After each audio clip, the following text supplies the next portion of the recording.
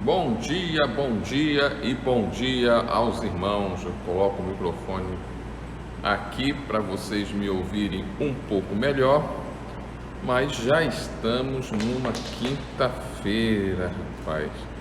E o mês de fevereiro já está indo embora, meu Deus do céu. Mas esse ano, excepcionalmente, eu quero que termine logo para acabar essa pandemia. Vamos lá.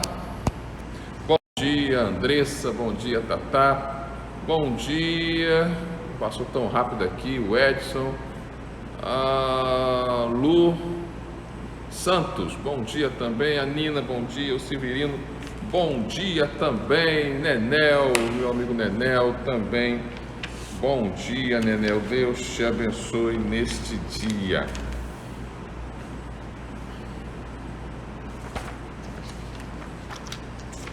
Vamos lá.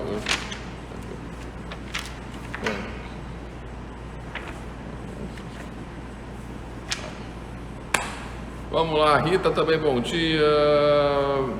Marley, bom dia. Nós estamos no capítulo 19. Ixi, hoje é quinta, né? Então, estamos no capítulo 19.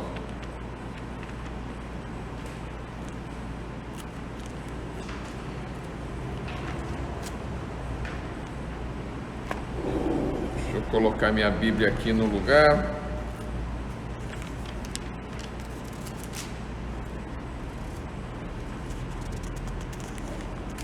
É isso mesmo, estamos no capítulo 19 e hoje também vamos orar sobre a sua vida profissional. Vamos orar hoje pelo seu trabalho, pelos seus sonhos profissionais, pelos seus empreendimentos. Vamos orar também por isso. Além disso, vamos orar pelos seus pedidos comuns. Aperta o botão aí de interrogação que está aí no seu Instagram. E você que está assistindo na reprise, eu já disse, você pode colocar nos comentários aí do YouTube e eu estarei orando também pelos seus pedidos, amém? Então, vamos lá, capítulo 19 de Mateus, que diz o seguinte: Quando Jesus acabou de proferir essas palavras, deixou a Galiléia e foi para o território da Judéia, além do Jordão. Presta atenção aonde Jesus estava, que vai ser importante para o nosso contexto. Ele entrou no território da Judéia, além do Jordão, ou seja, por onde João Batista andava. Hoje, aqui, João Batista já falecido. Grandes multidões o seguiram e ele os curou ali. Alguns fariseus se aproximaram de Jesus, testando, e perguntaram: é lícito ao homem repudiar sua mulher por qualquer motivo? Jesus respondeu: vocês não leram que o Criador desde o princípio os fez homem e mulher, e que disse: por isto o homem deixará sua mulher e a sua mãe e se unirá à sua mulher, tornando os dois uma só carne? De modo que já não são mais dois, porém uma só carne. Portanto, que ninguém separe o que Deus juntou. Os fariseus perguntaram: então, por que Moisés ordenou dar uma carta de divórcio e repudiar a mulher? Jesus respondeu: foi por causa da dureza do coração de vocês que Moisés permitiu que vocês repudiassem a mulher, mas não foi assim desde o princípio.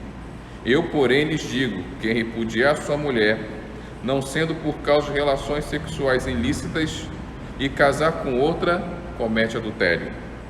Os discípulos de Jesus disseram: se essa é a situação do homem em relação à sua mulher, não convém casar. Jesus, porém, lhe respondeu: nem todos estão aptos para aceitar esse ensinamento, mas apenas aquele a quem isto é dado. Porque há eunucos de nascença, há outros a quem os homens fizeram tais, e há outros que fizeram eunucos por causa do reino dos céus. Quem é apto para aceitar isto, que aceite. Então trouxeram algumas crianças de Jesus, que lhe impuseram as mãos e orassem, mas os discípulos os repreendiam. Jesus, porém, disse: deixe os pequeninos e não impeçam de vir a mim, porque dos tais é o reino dos céus. E tendo-lhe imposto as mãos, retirou-se dali. Eis que alguém aproximou-se de Jesus e perguntou: Mestre, o que darei de bom para alcançar a vida eterna? Jesus respondeu: Por que você me pergunta a respeito do que é bom? Bom só existe um, mas se você quer entrar na vida, guarde os mandamentos. E ele perguntou: Quais?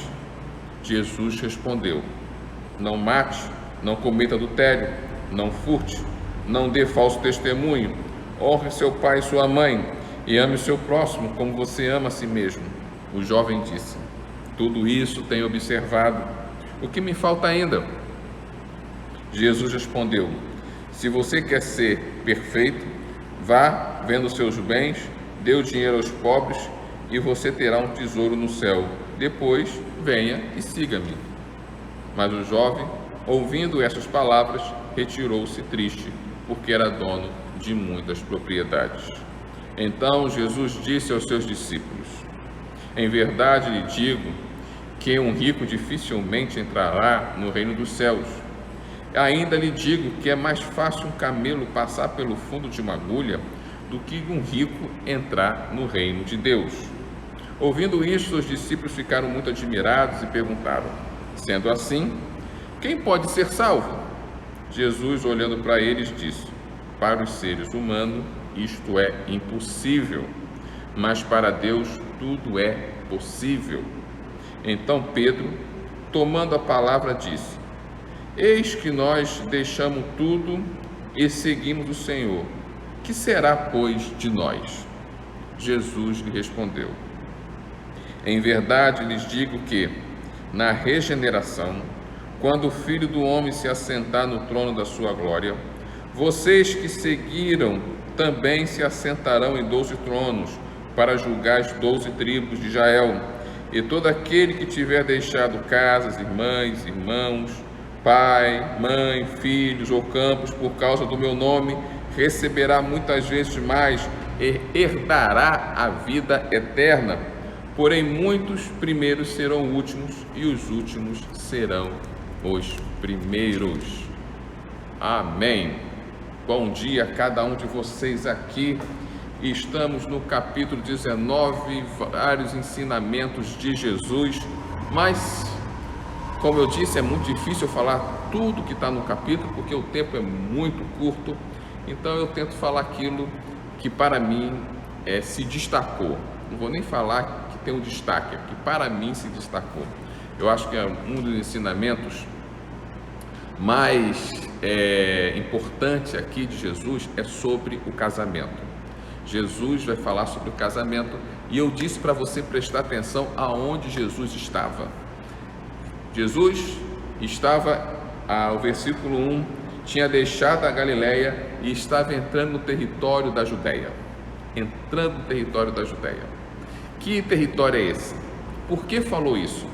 Jesus estava entrando no território de Herodes. Herodes que tinha decapitado João Batista. E por que Herodes e a sua mulher, que não era mulher nada, era mulher do seu irmão, que ele tinha pego para ficar com ela, não é? E o que João Batista fazia? Dizia que ele era adúltero, largou a sua mulher, não pode se divorciar, ainda pegou a mulher do seu irmão, adúltero. Então João Batista era enfático nisso, e isso incomodava Herodes, isso incomodava Herodias, isso incomodava a filha dela, a ponto que Herodes prendeu João Batista, e por causa da filha da sua mulher, que na verdade não era mulher nada dele, era mulher do seu irmão, ele acaba decapitando João Batista. O que os fariseus queriam ali? Que Jesus tivesse o mesmo fim de João Batista. Que Jesus agora condenasse Herodes por causa do seu adultério. E ao condenar Herodes por causa do seu adultério, certamente seria preso e seria também decapitado. Seria alvo do ódio de Herodias e da sua filha. Agora, se Jesus, eles queriam colocar Jesus numa sinuca de bico. E eles perguntaram: é lícito? E eles falam: é lícito o homem abandonar sua mulher? É lícito ficar com outra? Se Jesus respondesse: sim, é lícito que o homem abandone sua mulher, eles iam condenar Jesus. Jesus está contra o Velho Testamento, Jesus está contra Moisés. Que profeta é esse que diz que é lícito o homem abandonar sua mulher? Completamente fora da palavra. Agora, se Jesus dissesse: não é lícito o homem abandonar sua mulher para ficar com outra, então ele ia pegar isso e falar: ele está condenando Herodes da mesma forma que João Batista. Iriam pressionar Herodes para fazer a mesma coisa com Jesus, o que fez com João Batista. Ou seja, os fariseus achavam que, independente da resposta de Jesus, ia conseguir pegar Jesus, ia conseguir até matar Jesus naquela hora. Se Jesus Cristo falasse que era lícito o homem abandonar sua mulher, eles poderiam apedrejar Jesus, porque ele está indo contra as leis de Moisés.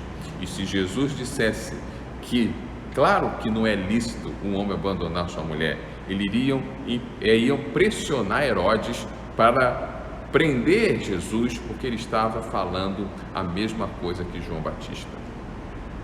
Mas Jesus é Jesus, e ele sabia que ele tinha que morrer na cruz, não na mão de Herodes, nem apedrejado pelos fariseus. E ele dá uma resposta extraordinária e aproveita aquela resposta, que ele não quer só dar uma resposta para Herodes, ele ensina os princípios básicos do casamento. Se você quer estudar o que é um casamento, os princípios básicos e bíblicos de um casamento, você basta pegar essa parte que é Jesus dando a resposta aos fariseus. Veja que, em vez de Jesus falar sobre a lei de Moisés, ele vai muito antes da lei, ele vai na criação do mundo. Jesus vai lá na criação do mundo. Com quem criou o casamento? Deus. Deus criou o casamento. Deus criou a união de um homem e uma mulher, criando uma mulher. E aí ele fala que, no texto,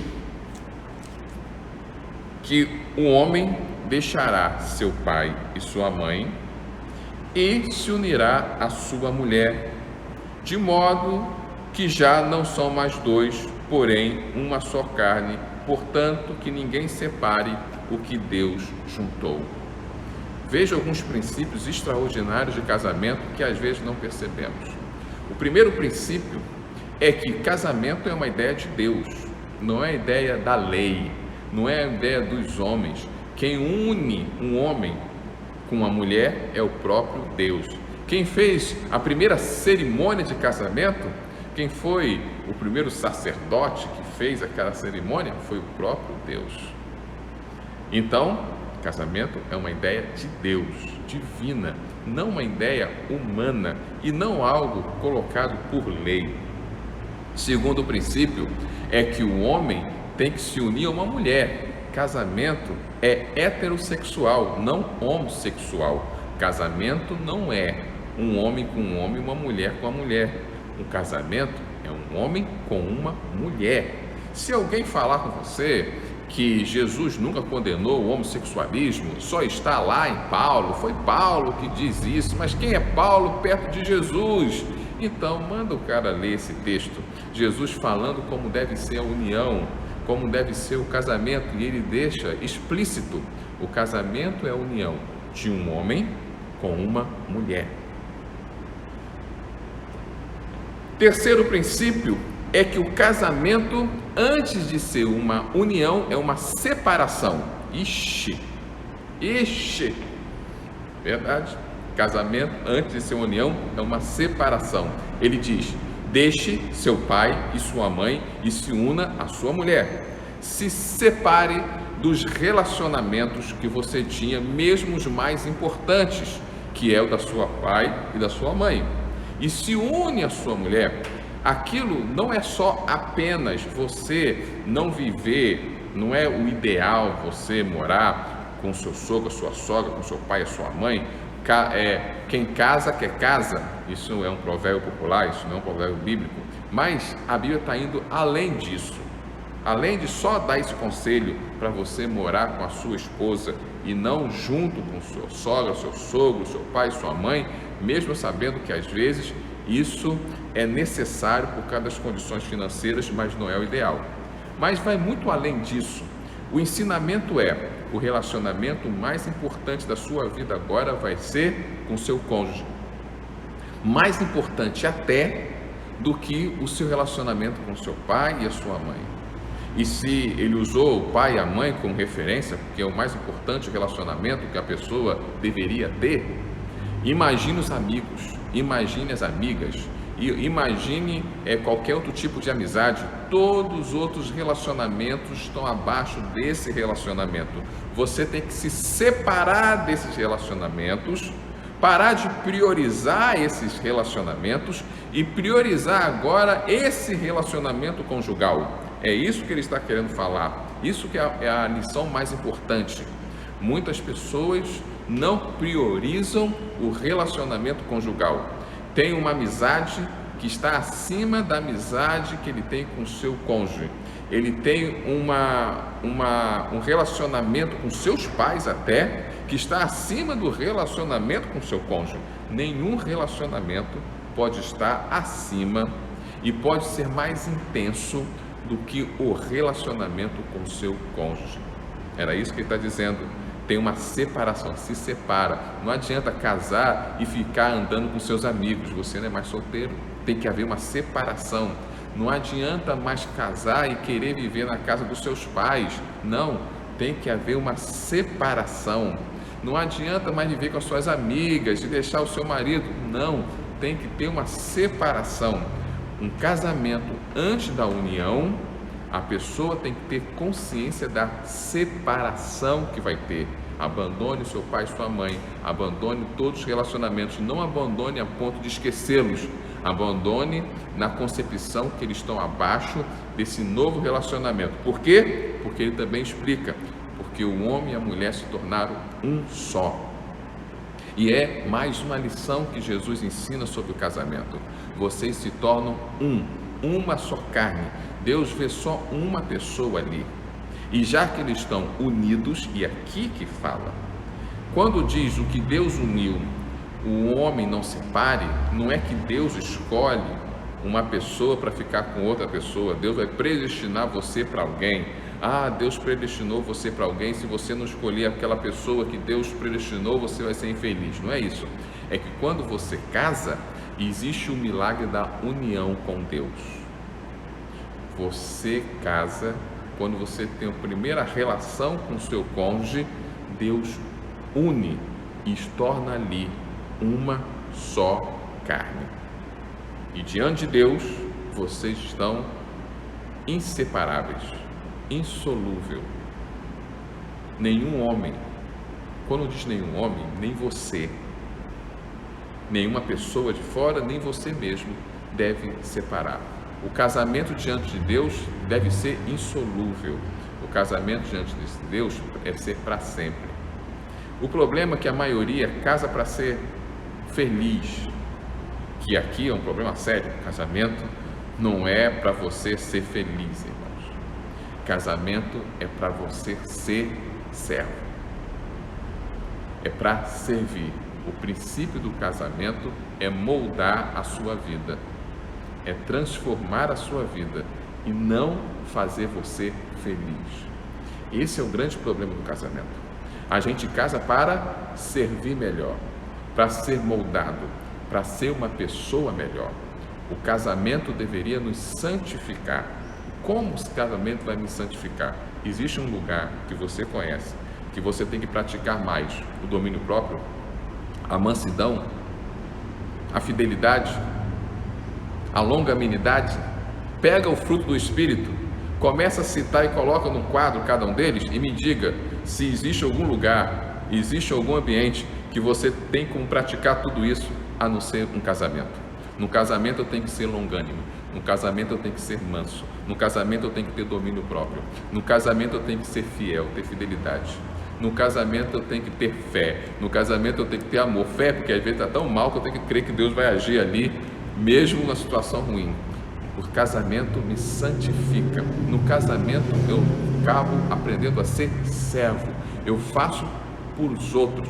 Eu trabalho para sustentar meus filhos, não apenas para me sustentar. Eu faço por outras pessoas, não por mim apenas. Então eu prospero não pensando em mim, eu prospero pensando na minha descendência, eu prospero pensando dando o melhor ambiente para minha família, eu prospero para deixar a melhor condições de vida para minha esposa. Então o casamento me tira o egocentrismo. Uma pessoa que não casa, ela é egocêntrica por natureza, ela só pensa em si mesmo. É ela. Quando você casa, essa coisa de pensar em você em primeiro lugar acaba. Você sozinho vive talvez de pão com mortadela, mas você não vai querer dar pão com mortadela para os seus filhos. Então você trabalha para dar o melhor para eles.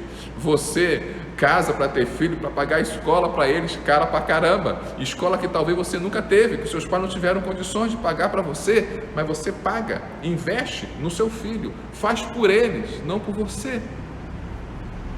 E antigamente a mulher talvez nem fazia comida em casa, e agora ela tem que fazer não só para ela, mas não fazer por ela, fazer por toda a família. Você acaba aprendendo a dividir as coisas, aprendendo a ver as coisas de forma comunitária. O casamento faz isso.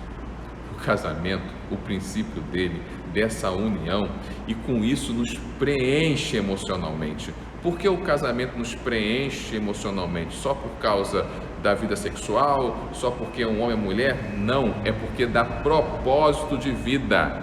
Propósito de vida. O casamento também te dá propósito de vida. Se você é solteiro, você começa a trabalhar, enriquecer, mas enriquece sem propósito e acaba fazendo o quê? Não sabe nem o que ia fazer com o dinheiro, aí começa a fazer farra, aí começa a fazer coisas ilícitas e acabar se autodestruindo.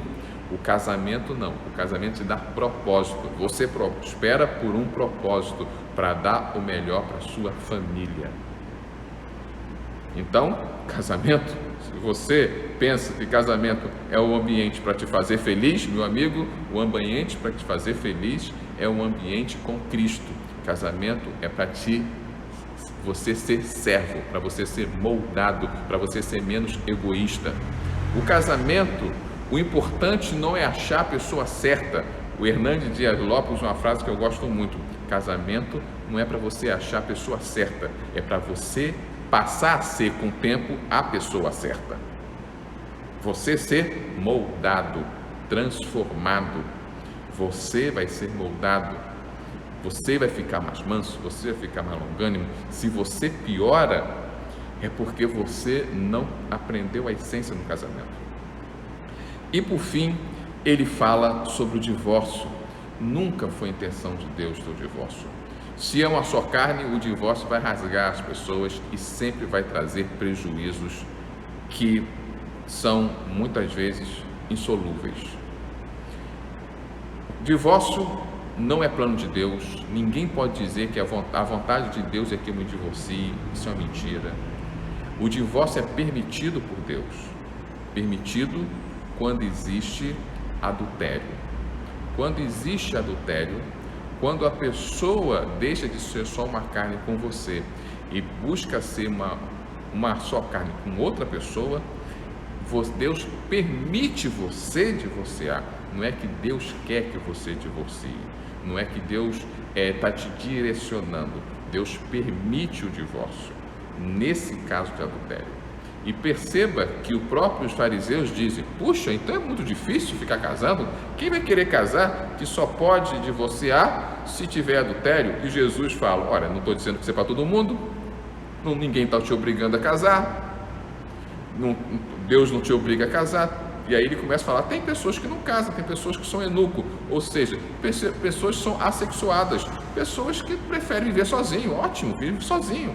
Se você não aguenta o tranco do casamento, Se você não quer ser moldado dentro do ambiente de casamento, se você não quer ser mais altruísta nesse ambiente de casamento, se você não quer viver de uma forma comunitária, se você não quer viver de forma menos egocêntrica dentro de um casamento, ok, é uma escolha sua, Deus não te obriga, vive como eunuco. Agora, se quer, aguenta. Era Jesus falando, aguenta. Quer casar? Aguenta o tranco. Não quer casar? Ninguém te obriga. Depois que casa mal, depois que toma escolhas erradas, vai reclamar com Deus, dizendo, Deus, por que aconteceu isso, meu casamento? Meu amigo, quem escolheu foi você, Deus não te obrigou a ninguém casar. Era isso que Jesus está falando com eles. E às vezes nós oramos no meio do casamento, Deus, por quê? Olha só, eu não te obriguei a casar. Não te obriguei. Ainda coloquei os parâmetros na Bíblia, qual é a melhor pessoa ideal para você casar, está na Bíblia. Tanto o homem com a mulher, como a mulher para com o homem. Então, irmãos, nesse assunto difícil, que é casamento, que não é uma coisa fácil, não é fácil por quê? Porque é difícil ser moldado.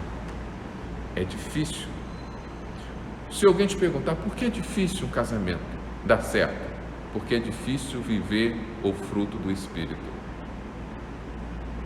E o que dá problema no casamento é a falta do fruto do Espírito. Lê lá em Gálatas capítulo 5, lê lá o fruto do Espírito todo.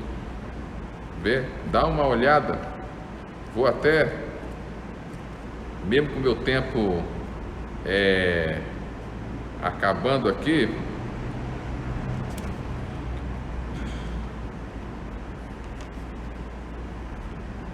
é que essa minha Bíblia aqui não é viciada.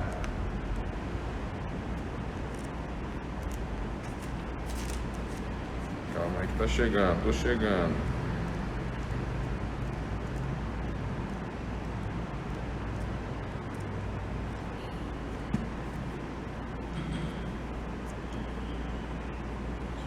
Vou só ler capítulo 5 de Gálatas, verso 22, rapidamente, que meu tempo já estourou. Mas o fruto do Espírito é amor. Não é o que tem que ter no casamento? Qual é a primeira coisa que tem que ter no casamento? Amor. Segundo, alegria.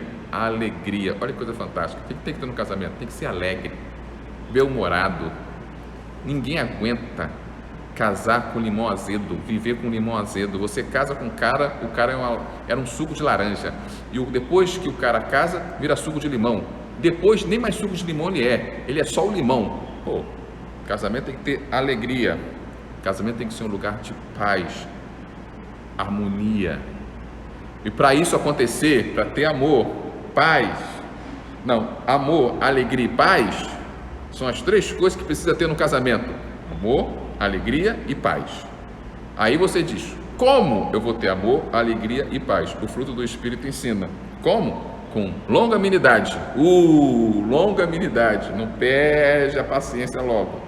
Benignidade, faça o bem. Bondade, seja bom. Isso é diferente, tá? Fidelidade, sem fidelidade não tem casamento. Fidelidade, depois mansidão. Mansidão. E depois domínio próprio. A pessoa estoura, o outro vai, o outro tem que ter domínio próprio. E contra essas coisas não há lei. Por que casamento é difícil? Porque é difícil cumprir o que está em Gálatas capítulo 5, verso 22. Um bom casamento tem três coisas do fruto do Espírito: tem amor, alegria e paz. E só conseguimos essas três coisas com longanimidade, benignidade, ou seja, sendo longânimo, fazendo bem, sendo bom, sendo fiel, sendo manso e tendo domínio próprio. Fácil, né? Não é fácil não, mas com a ajuda do Espírito Santo nós conseguimos. Vamos lá que meu tempo já passou, porque falar de casamento não é fácil não. Mas além do seu casamento que eu quero orar, eu também quero orar pela sua vida profissional. Eu falei lá na frente, né? E por que você prospera? Para dar o melhor para a sua família. Você já não prospera pensando em si mesmo. A sua prosperidade é altruísta. Por isso, os jovens têm mais dificuldade de prosperar. Por quê? Porque a sua prosperidade é egoísta. Mas quando casamos, criamos um ambiente mais fácil para nós prosperarmos, porque a nossa prosperidade tem propósito e é mais altruísta. Então vamos lá, como está o seu sonho profissional? Eu quero orar pelo seu sonho profissional. O que você sonha? Vamos transformar esse sonho em meta? O que eu posso fazer para transformar esse teu sonho profissional em meta? Talvez entrar na faculdade, num curso, fazer o que? Aprender, começar a ler livro. Vamos orar por isso? O que você precisa vencer para melhorar a sua vida profissional? Você precisa vencer a acomodação, saber empreender, talvez você precisa procurar se preparar, trabalhar mais com paixão, você está desanimado, talvez um emprego, você está desempregado, sabedoria para prosperar no seu emprego, crescer, um novo emprego, porque você acha que esse não vai rolar, é para você crescer, uma nova oportunidade. Deus abre portas, nós que precisamos aprender a entrar nas portas que Deus abre. E sua parte financeira, claro, sua parte financeira, para dar o melhor ambiente para a sua família, ainda ajudar o próximo de forma generosa. Você precisa de um emprego, aprender a pagar suas dívidas, saber lidar com as suas finanças, ser fiel a Deus. Fidelidade é uma parte do fruto do Espírito. Talvez você precise de libertação na área financeira, precisa vencer a avareza, precisa vencer a infidelidade, você é infiel, precisa vencer o desperdício. Talvez você precisa ter foco, precisa aprender a ser generoso, precisa aprender a praticar generosidade. O que você precisa? Nós vamos orar agora por esses motivos para a sua vida profissional, porque a sua família merece que você prospere. Também quero orar qualquer outro pedido, basta você colocar aí, apertar o botão de interrogação. Vamos orar? Senhor Jesus, Pai amado, hoje eu quero orar pela vida profissional e financeira desse meu irmão, porque ele merece prosperar, Pai, para construir uma família sólida, para dar o melhor para a sua família, e essa prosperidade a ele vai ter propósito, Pai, vai ser altruísta, vai pensar nos seus, que o Senhor possa estar ajudando a transformar o seu sonho profissional em meta, possa ajudá-lo a vencer a acomodação, possa ajudá-lo a ter um empreendimento, possa ajudá-lo a procurar se preparar melhor, a começar a trabalhar com paixão para não ficar desanimado, ele possa ter um emprego caso esteja desempregado, ele possa ter um novo emprego caso esse emprego não ajude ele a crescer, Pai amado, que ele possa ter sabedoria para melhorar e crescer ali no seu ambiente de trabalho, e que o Senhor possa abrir oportunidades para ele, e ele possa ter coragem e fé de abraçar essas oportunidades que o Senhor vai abrir para a sua vida. Também quero orar pela vida financeira dele. Deus, ajude ele a pagar, Pai amado, suas dívidas, ajude ele a lidar com as finanças, ajude a ser fiel. Ó Senhor, liberta esse homem da avareza, liberta o homem da infidelidade, liberta do desperdício, dê foco para ele, ajude ele a ser generoso e praticar generosidade, Pai amado, com as pessoas, que a generosidade também nos faz crescer. Que o Senhor possa estar abençoando os pedidos dos meus irmãos. A Fátima está orando pela sua vida profissional, ela quer mais alunos, Pai amado, de violão. Abençoe a Fátima, Pai. Que o Senhor possa estar abençoando a viagem do Nenel, que o Senhor possa estar abençoando a família do Severino, seu pai, sua mãe, sua esposa, seus irmãos, a nossa igreja, os pastores da nossa igreja, a nossa nação, os médicos, Pai, o trabalho deles, Senhor, os nossos vizinhos, a nossa casa, que o Senhor possa estar abençoando o Natan, que voltou à aula, que dê sabedoria a ele, a mente curada, abençoe as crianças e os adolescentes da nossa família, abençoe todos os empregados, coloco aqui de forma especial o Josafá, coloco aqui o André, coloco aqui a Ana, coloco aqui o Tiago, filho da Rosane, Pai amado, que o Senhor abra portas de emprego para eles, que o Senhor possa estar abençoando o sobrinho da Lena, o neto que está com problema de saúde, abençoe a saúde da Anjinha, abençoe, Pai amado, o GV das mulheres, Pai, 20 horas, abençoe também a Maria Helena, da nossa de Santa Rita, vai abençoando a vida dela, Pai amado, dando aquilo que ela precisa. Dê sabedoria a Samela, ao Sandro, ao seu empreendimento, Pai amado, aquela oficina prospere. Abençoe o filho da Raquel, o Cláudio, Ó Deus, ajude na sua promoção de emprego, dê espírito de mansidão para ele e dê salvação. Salve nossos filhos, Pai, que eles possam reconhecer que só Jesus, Pai, é o Senhor e Salvador de nossas vidas e é o único que merece, Pai, nós seguirmos, Pai amado, e vivemos segundo os seus princípios. Abençoe nossos casamentos, que os nossos casamentos sejam um ambiente do qual seremos transformados, moldados, Pai amado, para a honra e glória do Teu santo nome. Que Deus nos abençoe, em nome de Jesus. Amém. Não esqueça que hoje tem GV de mulheres e o link do Zoom está aqui na bio, você que está no Instagram, tá bom? E você que está vendo a reprise, quer participar do nosso GV pelo Zoom de mulheres? Escreva no comentário, coloque o seu telefone e nós mandaremos o ID do Zoom para você. Deus te abençoe. Vanilda, beijo. Eva, beijo. Leida, beijo. Deus abençoe. Anjinha também, beijo para você, Anjinha. Um dia maravilhoso para cada um, que hoje eu passei do horário. Tchau.